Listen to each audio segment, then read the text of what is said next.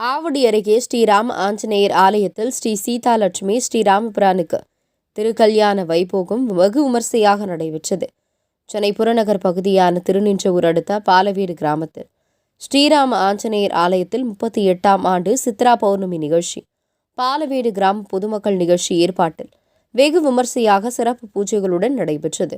மாலை ஸ்ரீராமர் ஆஞ்சநேயர் ஆலயத்தில் ஊர் பொதுமக்கள் முன்னிலையில் ஸ்ரீ சீதாலட்சுமி ஸ்ரீராமபிரானுக்கு திருக்கல்யாண திருவைபவம் ஊர் பொதுமக்கள் ஒன்று கூடி ஸ்ரீ சீதாலட்சுமிக்கு தாய் வீடு சீர்வரிசைகளுடன் ஆலயத்திற்கு வருகை தந்து ஸ்ரீ சீதாலட்சுமி ஸ்ரீராமபிரான் திருக்கல்யாணம் வெகு விமர்சையாக நடைபெற்றது.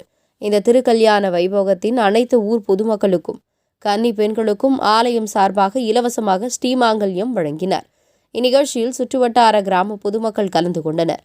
பின்பு அனைத்து பக்தர்களுக்கும் அன்னதானம் வழங்கப்பட்டது.